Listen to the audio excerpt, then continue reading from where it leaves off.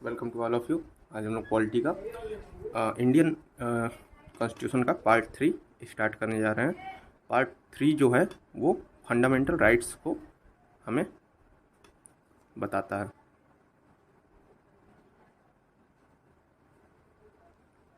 Fundamental rights जो है वो सबसे इम्पोर्टेंट राइट्स हैं, ठीक, कॉन्स्टिट्यूशन में।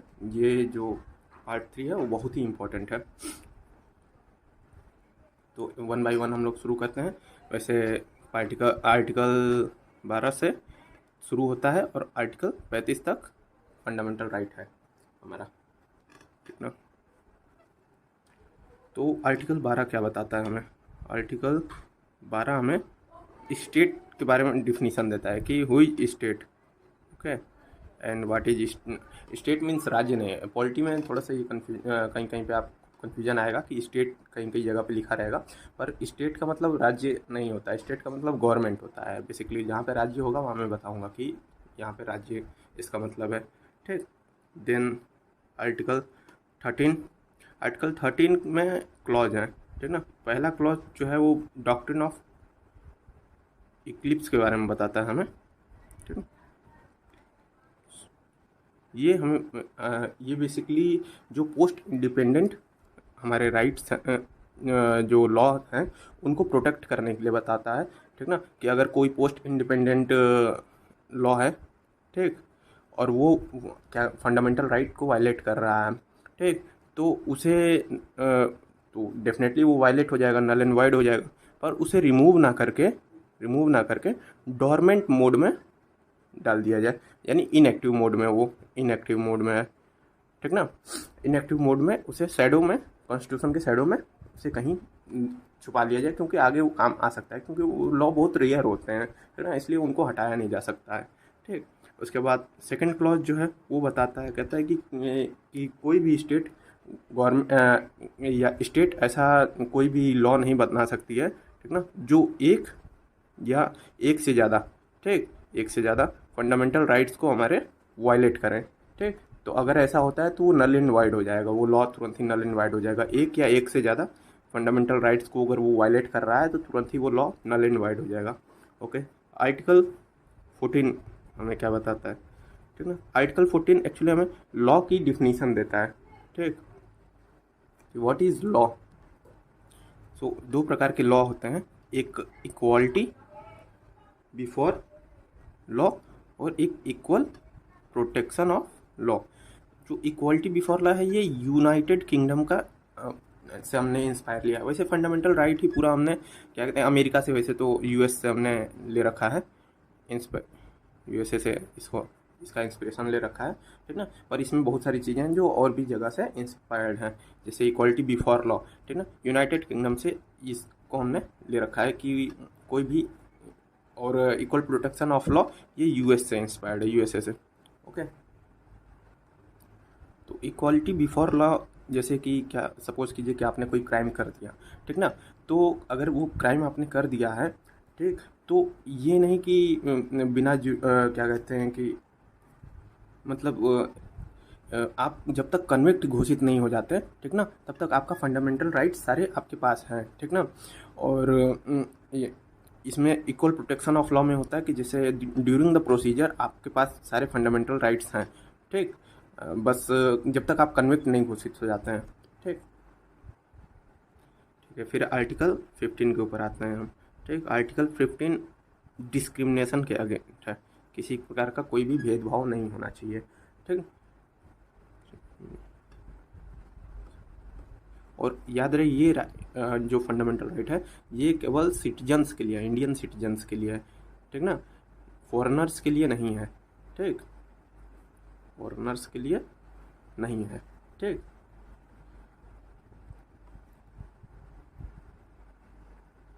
आर्टिकल 16 अदर अपॉर्चुनिटीज़ के बारे में बताता है, ठीक, जो स्टेट दे सकता है आपको, जैसे स्टेट गवर्नमेंट आपको कास्ट के बेसिस पे other opportunities public services public jobs में, सर्विस में आपको दे सकती है, ठीक। डोमिसाइल के बेसिस पे नहीं दे सकती है स्टेट गवर्नमेंट आपको, ये याद रहे, ठीक ना। अभी हाल ही में हरियाणा गवर्नमेंट ने डोमिसाइल के बेसिस पे देने की कोशिश की थी, ठीक, लेकिन उसे सुप्रीम कोर्ट ने नल एंड वॉइड घोषित कर दिया। और ये पहली बार नहीं हुआ है, ये पहले भी और भी गवर्नमेंट्स ऐसा ट्राई कर चुकी हैं, ठीक। तो कास्ट के बेसिस पे दे सकती हैं। इनफैक्ट अगर देखा जाए तो माइनॉरिटी, अगर देखा जाए तो ये तो थोड़ा एक्स्ट्रा हो जाएगा, माइनॉरिटी लिंग्विस्टिक बेसिस पे माइनॉरिटी जो होती है वो स्टेट गवर्नमेंट प्रोवाइड करवा सकती है, ठीक ना। पर रिलीजियस बेसिस पे केवल पार्लियामेंट ही ये बना सकता है, माइनॉरिटी घोषित कर सकता है या रिजर्वेशन दे सकता है किसी भी टाइप का। ओके, फिर बात करते हैं आर्टिकल 17 की। आर्टिकल 17 अनटचेबिलिटी की बात करता है, ठीक ना, अनटचेबिलिटी की बात करता है, ठीक। और पूरे फंडामेंटल राइट्स में केवल आर्टिकल 17 ही एब्सोल्यूट राइट है, अदरवाइज कोई भी एब्सोल्यूट राइट नहीं है, ठीक। ऊपर से इसे सिविल राइट यानी सिविल राइट बना दिया गया है, ठीक ना, जिससे इसको और स्ट्रेंथ मिलता है, ठीक। राइट बना दिया गया है, इससे स्ट्रेंथ इसकी बढ़ जाती है, ठीक। आर्टिकल 18 जो है वो टाइटल के बारे में बताता है, ठीक ना, कि कोई भी व्यक्ति टाइटल नहीं मतलब या तो फॉरेन कंट्रीज से, ठीक ना, टाइटल नहीं ले सकता है, या जो कंट्री में उसको जैसे कि अगर वो स्टडी में इंजीनियरिंग, डॉक्टरी या कोई आर्मी डिफेंस का कोई उसका पदवी ना हो, ठीक ना, डिफेंस का उसका पोस्ट ना हो, इसके अलावा, ठीक ना, और कोई टाइटल कंट्री में कोई भी नहीं इस्तेमाल करता है। अभी हाल ही में कुछ दिन पहले कंगना रनावत जी जो एक्ट्रेस हैं, ठीक ना, पद्मश्री पाई थी, शायद पद्मश्री पाई थी, ठीक।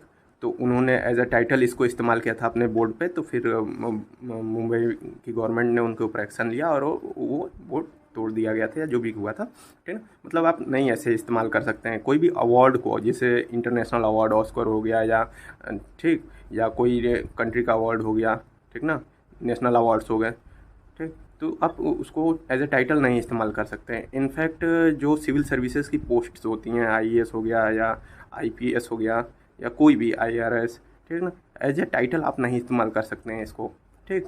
और साथ ही साथ जैसे पीएम, प्राइम मिनिस्टर या सीएम या और भी कोई मिनिस्टर, ये पोस्ट नहीं होती, तो मतलब पोस्ट होती है, ये टाइटल नहीं होता है, ठीक ना। एज ए टाइटल आप इसको इस्तेमाल नहीं कर सकते अपने नाम के आगे।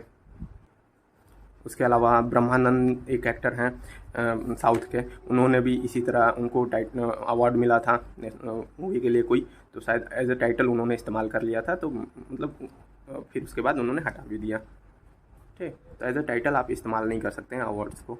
बस डिफेंस और स्टडी बैकग्राउंड में स्पेशली इंजीनियरिंग और डॉक्टर, यही लोग अपने टाइटल को इस्तेमाल कर सकते हैं और कोई नहीं। फिर आता है आर्टिकल 19 हमारा, ठीक। आर्टिकल 19 में 6 फ्रीडम है, ठीक, फ्रीडम दिए गए हैं। पहले एक्चुअली में ये 7 थे, पर फिर राइट टू प्रॉपर्टी को, ठीक, राइट टू प्रॉपर्टी को लीगल राइट बना दिया गया 300 ए के अंदर, ठीक। तो ये यहाँ से फंडामेंटल राइट से हट के लीगल राइट में चला गया। उसके अलावा अब जो हैं बाकी के जो बच गए, ठीक ना, वो देखते हैं।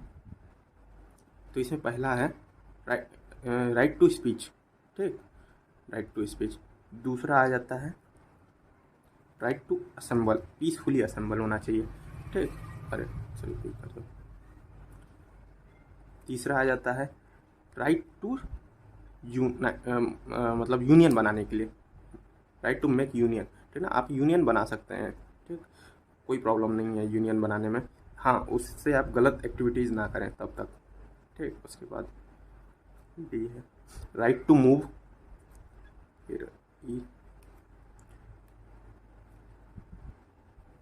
राइट टू रिसाइड है, ठीक ना, कहीं भी आप जाके रह सकते, मतलब अपना घर बना के रह सकते हैं, ठीक। उसके अलावा लास्ट राइट है राइट टू प्रॉपर्टी,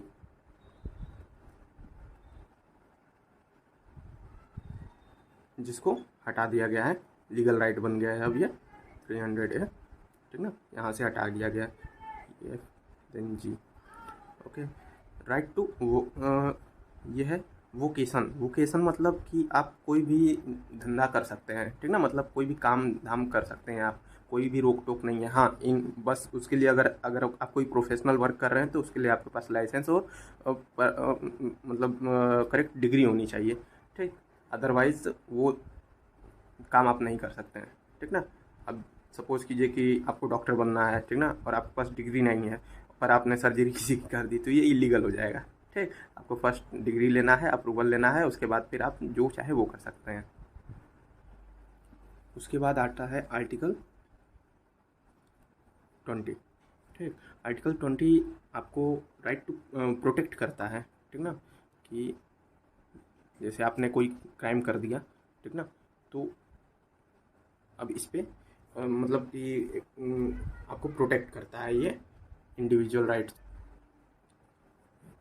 जैसे कह सकते हैं कि protection with respect to convict for offences, कोई भी ऑफेंस आपने किया उसके अगेंस्ट में आपको प्रोटेक्ट कर सकता है, ठीक ना। उसके बावजूद भी आपके पास मतलब आपके फंडामेंटल राइट हैं कि आप कि कोर्ट में जा सकते हैं वगैरह वगैरह, ठीक ना। इसमें कई सारे क्लॉज हैं तो उनके बारे में बात कर लेते हैं। पहला क्लॉज जो एक्स पोस्ट फैक्टो, ठीक ना, मतलब कि आज कोई क्राइम अगर आज कोई लॉ बनाया जाता है, ठीक, तो इस लॉ को पास्ट डेट में जाके, ठीक, हम अप्लाई नहीं कर सकते हैं, ठीक ना, अप्लाई नहीं कर सकते हैं।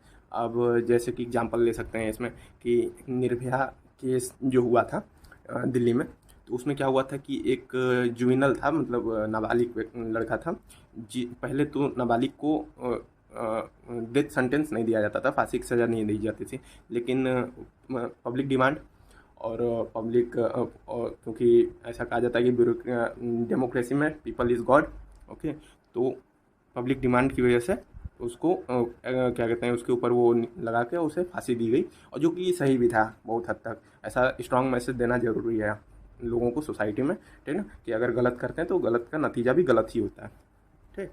फिर उसके बाद एक और है डबल जोपार्डी, ठीक ना। डबल जोपार्डी बताता है कि किसी एक क्राइम के लिए, ठीक, आपको 2 बार सज़ा नहीं हो सकती है, 2 बार आपको सज़ा नहीं हो सकती है, ठीक ना। किसी भी एक क्राइम के लिए, जैसे कि आपने कोई क्राइम कर दिया आज, ठीक, तो उसके ऊपर आपको सज़ा मिल चुकी है ऑलरेडी, फिर उसको कहीं 2 बार सज़ा नहीं हो सकती। लेकिन इसका मतलब ये नहीं कि जैसे आप एज ए ऑफिसर ब्यूरोक्रेट हैं, ठीक ना, और आपने कुछ करप्शन किया, ठीक, उस पर या कुछ गलत काम कर दिया, उससे आपको केस उसके ऊपर आपके ऊपर केस हो गया और कोर्ट ने आपको एक सज़ा दे दी, ठीक।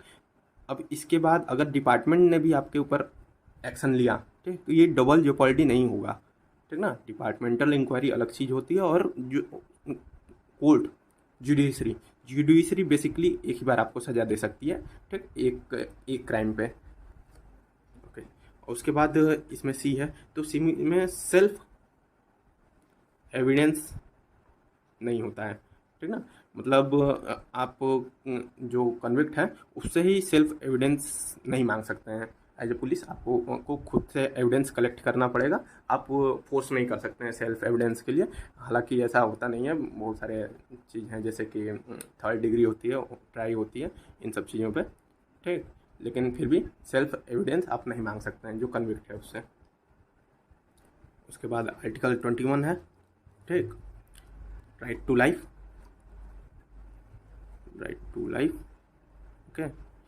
मतलब ये सबसे ज़्यादा इंटरप्रेट किया जाता है, ये लॉ, ये राइट जो है, ये लॉ जो है, इसको सबसे ज़्यादा यूज किया जाता है। इसके बाद एक है article 19 clause A right to speech, इसको उसके बाद यूज किया जाता है। मोस्टली आर्टिकल 21 को इस्तेमाल बहुत ज़्यादा किया जाता है, ठीक ना, हर एक केस में, क्योंकि कहीं ना कहीं आप देखेंगे तो हर एक लॉ जो हर एक फंडामेंटल राइट है ना, वो राइट टू लाइफ ही अचीव करने की कोशिश कर रहा है, एक राइट टू डिग्निफाइड लाइफ ही अचीव करने की कोशिश कर रहा है।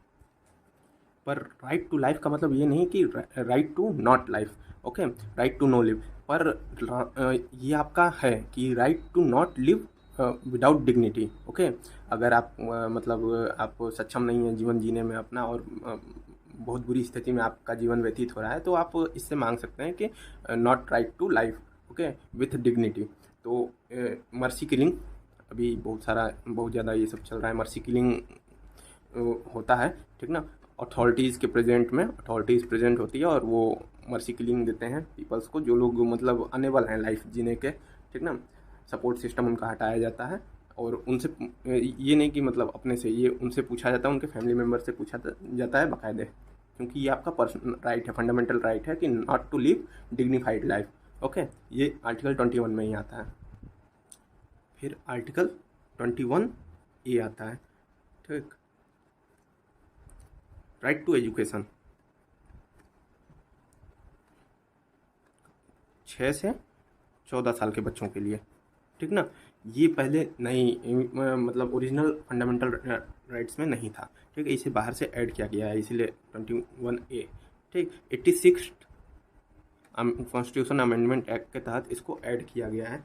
और हाँ, ये ही एक लौता राइट है जो क्या कहते हैं आपको, बेसिकली फॉरेनर्स के ऊपर भी अप्लाई होता है, ठीक ना, और इंडियन सिटीजन के ऊपर तो अप्लाई होता ही है, ठीक, कि फॉरेनर्स के बच्चों को भी राइट टू एजुकेशन दिया जाता है इसके तहत।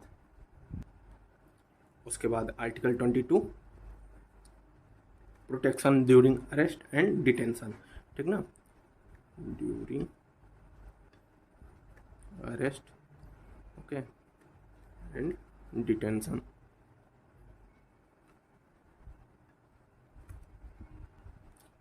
इसमें कुछ चीज़ें हैं, जैसे कि कोई भी व्यक्ति को आप अरेस्ट नहीं कर सकते हैं विदाउट उसे बताए, बिना उसे बताए कि उसे किस चीज़ के लिए अरेस्ट किया जा रहा है, ठीक। दूसरी चीज़ है कि 24, जैसे अरेस्ट हो गया कोई भी, 24 आवर्स के अंदर उसको नियरेस्ट, ठीक ना, मजिस्ट्रेट के पास लेके जाना है आपको, किसी भी हालत में उसको, जो भी नियरेस्ट मजिस्ट्रेट होंगे उनके पास आपको पेश करना है इनको। उसके बाद तीसरा जो एक और इसमें है कि किसी भी व्यक्ति को समय से ज़्यादा आप नहीं रख सकते, ठीक ना, मतलब उसका टाइम ओवर हो चुका है, ठीक, फिर उसके बावजूद भी उसको आप नहीं अरेस्ट, मतलब अरेस्ट रख सकते हैं, ठीक ना। उसके बाद आर्टिकल 23 आता है हमारा। आर्टिकल 23 का क्लॉज ए जो बताता है वो बताता है ह्यूमन ट्रैफिकिंग के लिए, ठीक ना, ह्यूमन ट्रैफिकिंग को रोकना है, ठीक। आर्टिकल भी बताता है लेबर फोर्स, किसी से आप लेबर फोर्स नहीं करवा सकते हैं, फोर्स या तो फोर्स लेबर, ठीक ना, फोर्सफुली नहीं करवा सकते हैं, ठीक।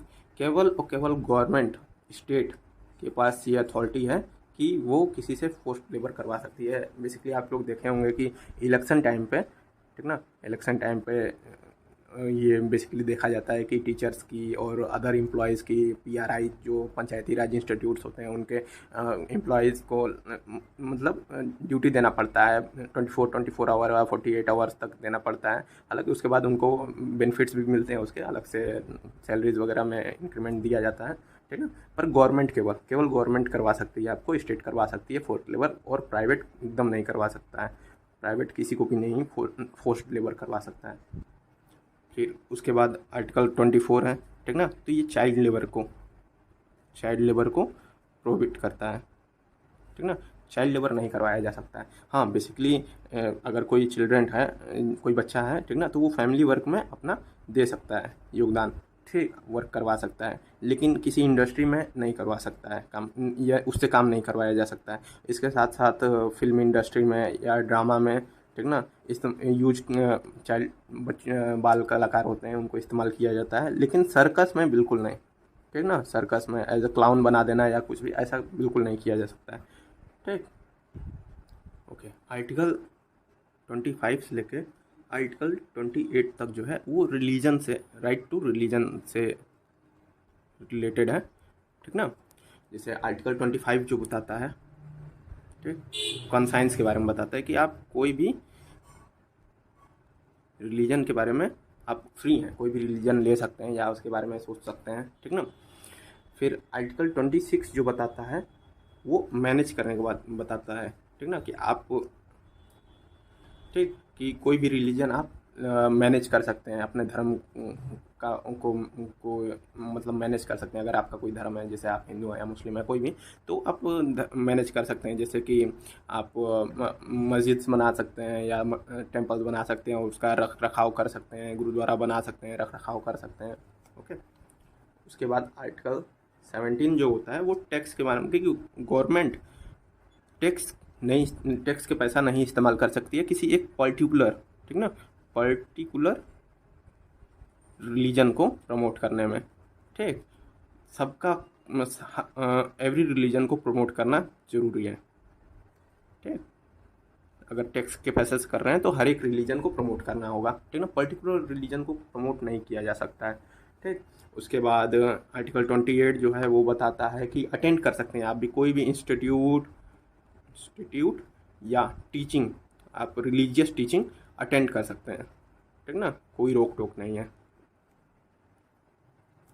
उसके बाद आर्टिकल 19 जो बताता है, एक्चुअली आर्टिकल 19 और आर्टिकल 29 और आर्टिकल 30 जो है वो माइनॉरिटीज़ के इंटरेस्ट की बात करता है, ठीक ना, कि आर्टिकल 29 जो है वो प्रमोट करता है माइनॉरिटी के कल्चर और इंटरेस्ट को प्रमोट करता है। ओके, इंटरेस्ट को प्रमोट करता है। ठीक, माइनॉरिटी बेसिकली क्या होता है, माइनॉरिटी वो होते हैं जो मेजॉरिटी में नहीं होते हैं, ठीक ना, कोई एक पर्टिकुलर रीजन है और यहाँ पे कुछ लोग हैं जो ब्लैक हैं और मैक्सिमम लोग वाइट हैं, तो ब्लैक लोग जो हो गए वो माइनॉरिटीज़ में हो गए, ठीक, और जो डोमिनेंस में है वहाँ पे वो मेजॉरिटी कहलाएंगे, ठीक ना। आर्टिकल 30 जो बताता है वो एजुकेशनल की माइनॉरिटी जो होते हैं वो प्रमोट कर सकते हैं अपना जो भी एजुकेशनल इंस्टीट्यूट्स हैं, ठीक ना, या माइनॉरिटीज़ का एजुकेशन प्रमोट किया जाए, ठीक ना। बेसिकली एजुकेशन के बारे में बात करता है, एजुकेशन के बारे में बात करता है माइनॉरिटीज़ के। ठीक, फिर आर्टिकल 31 हटा दिया गया है। ठीक, आर्टिकल 32 जो है वो रेमेडी, फंडामेंटल राइट्स का रेमेडी, और इसको एक्चुअली में ये सबसे ज़्यादा इम्पोर्टेंट फंडामेंटल राइट है according to BR Ambedkar sir के अकॉर्डिंग, ठीक है। उन्होंने इसे हार्ट एंड सोल भी बोला है, हार्ट एंड सोल भी बोला है कॉन्स्टिट्यूशन का। ओके, और बेसिकली आर्टिकल 32 में जो होता है ये आप मूव कर सकते हैं सुप्रीम कोर्ट, ठीक, कि अगर आपका कोई फंडामेंटल राइट वायलेट हो रहा है तो आप सुप्रीम कोर्ट मूव कर सकते हैं। हालांकि आप हाई कोर्ट भी जा सकते हैं, आर्टिकल 26 के तहत हाई कोर्ट में भी आप जा सकते हैं, ठीक ना। और हाई कोर्ट का जो होता है वो रिट ज्यूरिसडिक्शन ज़्यादा होता है as compare to supreme court के, क्योंकि हाई कोर्ट जो है वो फंडामेंटल राइट्स को तो देखता ही देखता है, अलग से आपके लीगल राइट्स भी जो होते हैं उसको भी, उनके ऊपर भी वो एक्शन ले सकता है। लेकिन सुप्रीम कोर्ट फंडामेंटल राइट्स को ऊपर बाउंड है कि, पर हाई कोर्ट में अगर आप गए तो हाई कोर्ट रिफ़र भी कर सकता है सुप्रीम कोर्ट के पास कि आप सुप्रीम कोर्ट के पास जाइए। लेकिन सुप्रीम कोर्ट के पास अगर आप गए, आपके फंडामेंटल राइट्स वायलेट हुए तो सुप्रीम कोर्ट उसको देखेगा ही देखेगा, वो कहीं नहीं रिफ़र करेगा। वो उसका, हालांकि सुप्रीम कोर्ट बोलता है कि पहले आप हाई कोर्ट जाइए, ठीक, उसके बाद आप सुप्रीम कोर्ट आइए, लेकिन कोई वो ज़रूरी नहीं है, आप सुप्रीम कोर्ट भी डायरेक्ट जा सकते हैं, ठीक। और इसके अलावा कुछ रिट्स हैं, ठीक ना, जो इसमें आर्टिकल 32 में ही मेंशन है, ठीक, जैसे हार्बस कॉर्पस, ठीक ना, ये बताता है यू हैव द बॉडी, ठीक, मतलब आपके पास वो बॉडी है, या कोई व्यक्ति है जिसमें, या कह सकते हैं डिटेन किया हुआ कोई व्यक्ति हो। और उसके साथ साथ ये जो हार्बस कॉर्पस है, ठीक ना, ये प्राइवेट, उसके साथ साथ ये गवर्नमेंट बॉडी दोनों के ऊपर लागू होता है। ओके, उसके बाद दूसरा होता है मैंडमस, ठीक ना। मैंडमस बेसिकली इसका मतलब होता है वी कमांड, ठीक ना, कि क्या करना है क्या नहीं करना है, डू इट और नॉट डू इट, ठीक ना। इसमें ये सुपीरियर की तरफ से, मतलब जो हायर ज्यूरिसडिक्शन बॉडी है उसकी तरफ से आता है कि क्या करना है लोअर कोर्ट ज्यूरिसडिक्शन बॉडी को, क्या नहीं करना है, ठीक। उसके बाद है प्रोहिबिट्स, ठीक ना, मतलब रोकना, किसी भी जो हायर ज्यूरिसडिक्शन बॉडी है वो जूनियर ज्यूरिसडिक्शन बॉडी को रोक सकता है कि ये आपके ज्यूरिसडिक्शन से बाहर की चीज़ है, ठीक ना, इसलिए आप इस पर एक्शन ना लें, ठीक, एक्शन ना लें। उसके, और ये याद रहे कि प्रोहिबिशन जो होता है वो मतलब पहले डिसीजन लेने से प्री डिसीजन होना चाहिए, ठीक ना, डिसीजन ना हुआ हो, डिसीजन अभी ना हुआ हो, ठीक, प्री डिसीजन। इसके अलावा एक और है सेम इसी से रिलेटेड, तो सर्टियोरिटी, इसमें क्या होता है कि पोस्ट डिसीजन, अगर डिसीजन ले चुका गया है, ठीक ना, कोई लोअर ज्यूरिस्डिक्शन बॉडी से, ठीक, तो हायर ज्यूरिस्डिक्शन बॉडी जो होती है वो एक रिट इशू करती है, ठीक, और वो रिट क्या होता है कि जो भी डिसीजन लिया गया है उसे नल एंड वॉइड कर देता है। ओके, एक और बच जाता है हमारा क्यो वारंटो, ठीक ना। इसमें बेसिकली ये बोलता है व्हाट इज़ योर अथॉरिटी, ठीक ना, अथॉरिटी के बारे में बताता है कि किस अथॉरिटी से आप कोई काम कर रहे हो, ठीक है।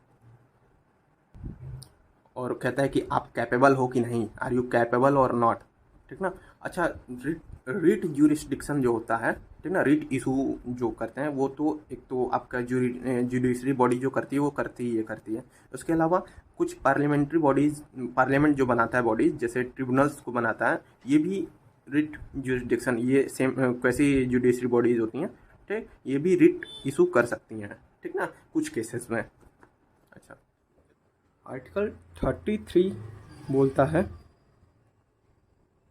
कि आर्म फोर्सेस यूनियन नहीं बना सकते हैं किसी प्रकार का, ठीक ना।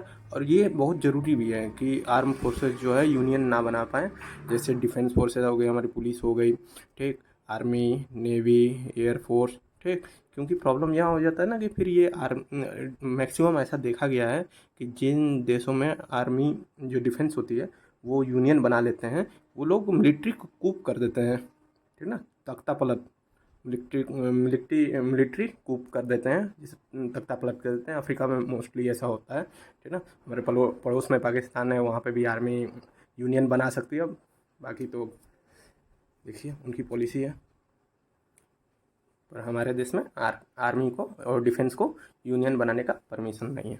ओके, आर्टिकल 33 हो गया। आर्टिकल 34 जो बोलता है, आर्टिकल 34 बोलता है कि मार्शल लॉ के बारे में बताता है, मार्शियल लॉ के बारे में बताता है, ठीक ना, कि कहीं कभी भी कॉन्स्टिट्यूशनल किसी भी एरिया में या किसी भी स्टेट में या कहीं पे भी पर्टिकुलर कंट्री ऑफ में हमारे, ठीक ना, या देश के किसी भी हिस्से में अगर कॉन्स्टिट्यूशनल मैकेनिज्म हमारी फेल हो जाती है, ठीक, तो हम वहाँ मार्शल लॉ लगा देते हैं ताकि चीज़ें कंट्रोल में ली जा सकें, ठीक ना। वापस से कॉन्स्टिट्यूशनल इंस्टीट्यूट्स क्या कहते हैं, कॉन्स्टिट्यूशन को अप्लाई कर सकें और लोगों की लाइफ वापस से सही पुराने लाइफ स्टाइल में वापस से आ सकें, ठीक। फिर 35 बताता है कि लेजिस्लेचर, ठीक, पार्लियामेंट इन्फोर्स कर सकता है कोई भी लॉ, ठीक ना। जैसे कि कोई प्रोविज़न दे रखा है DPSP में, अगर सपोज़ कीजिए कोई प्रोविज़न दे रखा है मैटरनिटी लीव के लिए, ठीक, एग्जांपल दे रहा हूँ, ठीक, तो इसके ऊपर कोई लॉ बना सकता है पार्लियामेंट, ठीक, और इसे लीगल राइट बना सकता है किसी के लिए। तो ये क्या कहते हैं, लेजिस्लेचर इन्फोर्स कर सकते हैं कोई भी लॉ को। और मेरे ख्याल से यहाँ पे ख़त्म होता है हमारा पूरा फंडामेंटल राइट।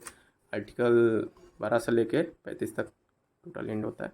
ओके, और मेरे ख्याल से सारा ही ख़त्म हो गया, ठीक ना। Thank you very much.